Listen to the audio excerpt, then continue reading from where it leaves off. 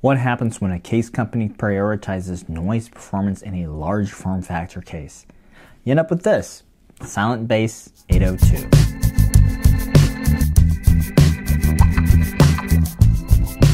Hey there, and welcome to Machines and More. I don't often build in ATX cases, but this one is pretty interesting and I thought I would check it out. So big thanks to Be Quiet for sending by the review unit and giving me an opportunity to check it out here on the channel. I'll walk through some of the features of the case and then we'll do a quick build. I'll give some thermal and noise performance benchmarks to help you decide how you might want to configure your build.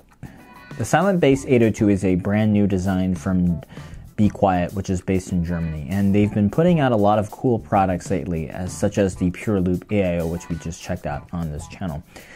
This particular case comes from their Silent Bass lineup, which they classify as their mid-tier premium class product.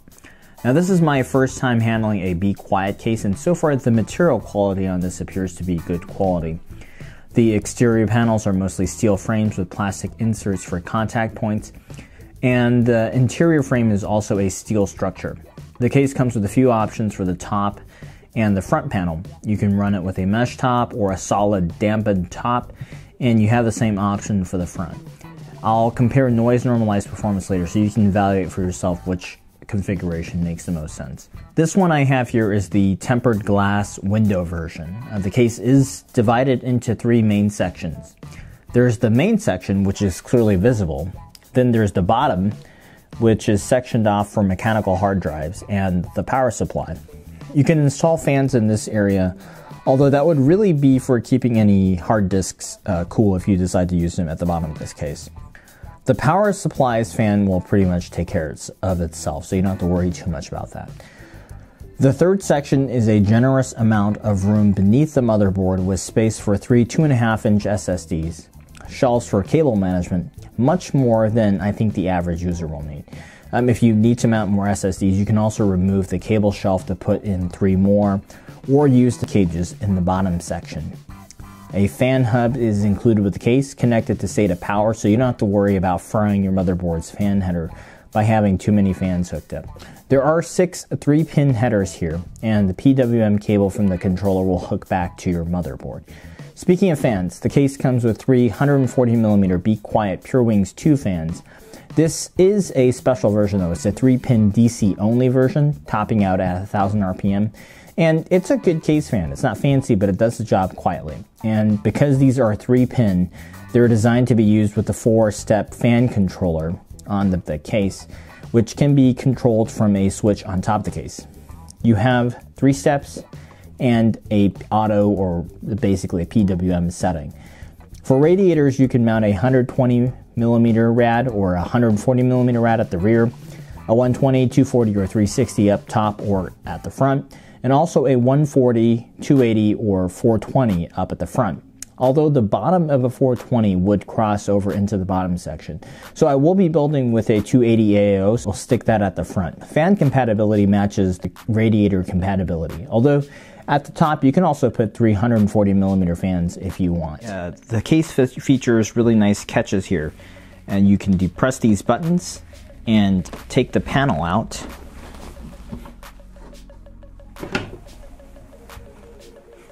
You've got this really dense acoustic foam here.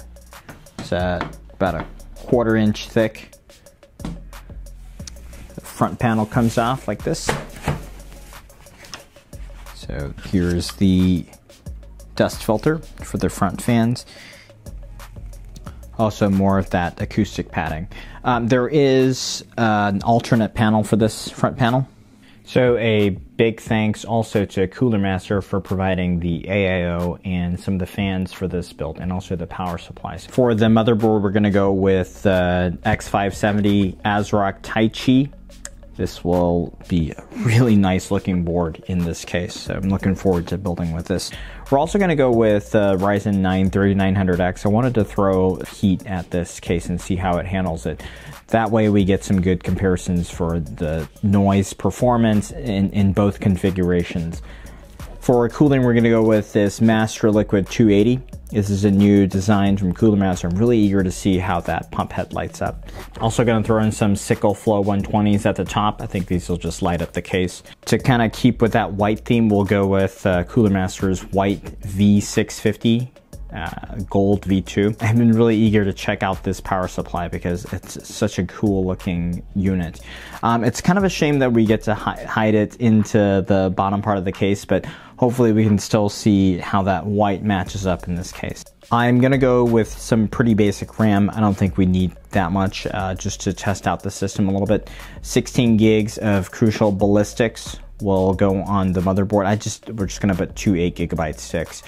For the GPU though, I'm gonna go with the 3070 Founders Edition just to put it in here and get some thermal benchmarks. And since we get to put that PSU at the bottom, there's ample space for cable management. I'm just gonna throw in some of these link up extension cables. So these blue ones should look really nice. Good contrast in this case.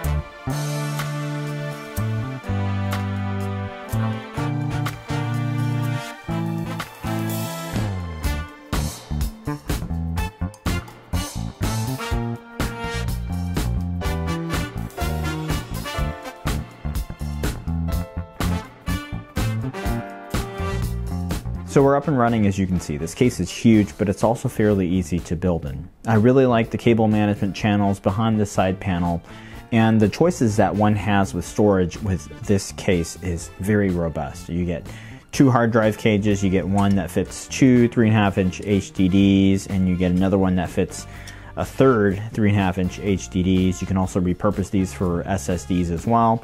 And there's a ton of SSD mounting space behind that side panel underneath the motherboard. And since I just use an M.2 SSD, you get a lot of open space underneath this case. And this compartment I left open for the 140mm fan just to give a little more circulation. Now, as we get into thermal discussion, I did want to note that all temperatures given here are normalized to an ambient temperature of 25 degrees. So add or subtract to get an estimate for your use case. So Be Quiet lets the user choose whether they want to go with a thick dampened panel, this with a foam here on the front, and some thinner dampened panels on the top. This is the thin dampened panel, just a little bit of acoustic foam here. Or you can just go with a mesh front and a dust filter at the top. If you go with the solid panels, the case circulation is significantly cut off since it limits airflow to only the auxiliary vents on the side of along the top and the front. I found that the difference is pretty significant in terms of thermals, without enough of a meaningful difference in noise levels. At case fans set to a low speed, the dampened panels shave off about 0.2 decibels from the overall noise. It's not a significant impact since the case fans aren't loud to begin with. With case fans at full speed, which I would never consider doing anyway in a case like this, the dampened panels reduce noise by 0.5 decibel. Again, not hugely meaningful. However, what's not measurable by a decibel meter is the quality of the noise. The quality of the noise does come across as a little bit more muffled, so it is slightly less offensive to the ear. And I have some recordings for your reference.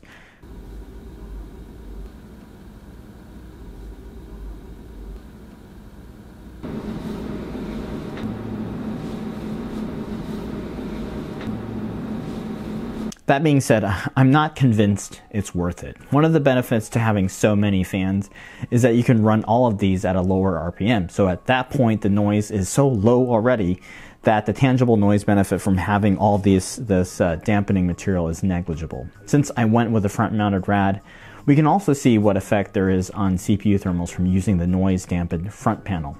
So for example, at 60% on the radiator fans or 1000 RPM, choking off the front radiator with the noise reduction panel increased thermals for a CPU render by about 7 degrees.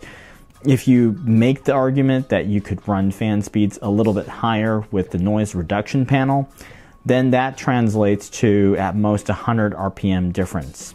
So a noise normalized comparison for CPU thermals would be between rad fans at 900 RPM and an open front panel, or this vented panel, or 1000 RPMs with the closed off noise dampened panel. With the front panel that's vented, the thermals with the overclocked 3900X with radiator fans locked at 50% were excellent. And that topped out at 69 degrees for an extended blender render. At 1000 RPM and the solid panel, the CPU temps hit 75 degrees. So rather than run fans higher while using the noise dampening panel, my preference would be just to reduce the fans to a lower level while keeping the mesh front. Now, GPU thermals were fairly typical for a case with this type of airflow design, where the bottom is essentially blocked off by this PSU section and an HDD section, and the GPU is really relying on the front intakes for its source of intake, where the fans are here. With the GPU in the primary slot, it performs the best, although with the board, at least this motherboard, it completely blocks where this chipset fan would be. It's a little bit of a design oversight by ASRock, in my opinion. I locked the GPU fans to 50%, and I ran Unigen Heaven 4.0. And with the solid panels, the GPU hit 85 degrees, which is quite poor. Using the open panels, the GPU temps came down closer to 82 degrees, which still isn't optimal. Though keeping in mind I'd locked the GPU fans to 50%. With the GPU fans louder, but closer to 60%, the GPU runs cooler at around 80 degrees with the front panel, with the vented front panel. And due to the position of the GPU, the noise dampening panels have almost no effect on the GPU's noise. The only thing that's separating that noise from the user is that thicker glass panel. So overall, I'd say the noise dampening panels are unfortunately a bit of a gimmick, and users would be best served running the case with the open panels and just reducing fans to a comfortable level. What I liked about the case though was primarily related to the build process itself. The cable management, the layout for the fans and the components, the drive capacity, and the good build quality of the case. These legs also add some stability to the tower, and it elevates the case enough that it can get some ventilation space for the PSU fan, so that overall that's a good idea. The latches for panel removal is also a good idea, and the slide out radiator and fan mounting panel is very user friendly. The dust filter for the bottom slides out for easy cleaning, and you can invert this case if you want. Be Quiet has a tutorial for this, and I will leave it linked down below, even though I set it up in the typical configuration. Having that fan hub is nice, especially with so many case fans, even if you don't use the fan switch at the top I/O. Personally, I would just leave it at auto so that you can have more granular control through your motherboard's PWM. And even when using the vented panels for this case, noise is still dampened because of how thick all the panels are. The sound is deadened, the tempered glass panel is really thick at 3.5 millimeters.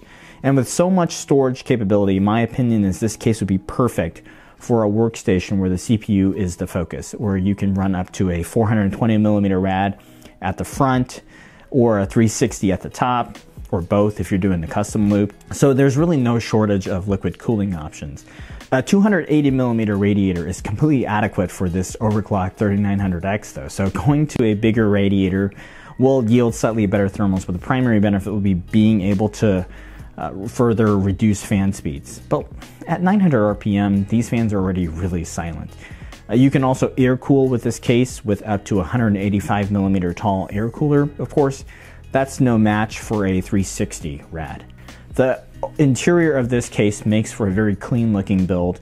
Everything can look neat and organized with how much space there is in here. And where I think this case is a bit lacking is those graphics card thermals. Although it's in line with other cases with a similar airflow layout, a gaming focused build with this system just wouldn't be as optimal with the higher GPU temps I saw, even though it would be definitely usable for that purpose.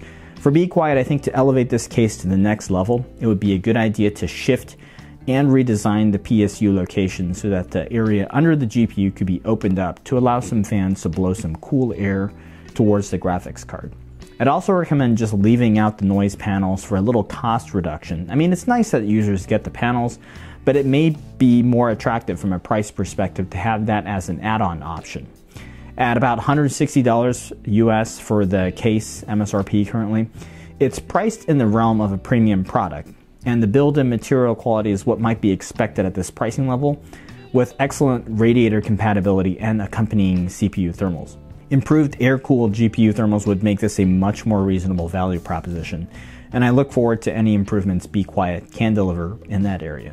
So please let me know if you have any questions about the case or any of the components. I will leave the full build list link down below. I hope you'll also consider subscribing to the channel to stay connected for all the latest updates. Thanks for watching here today, and I'll see you in the next video.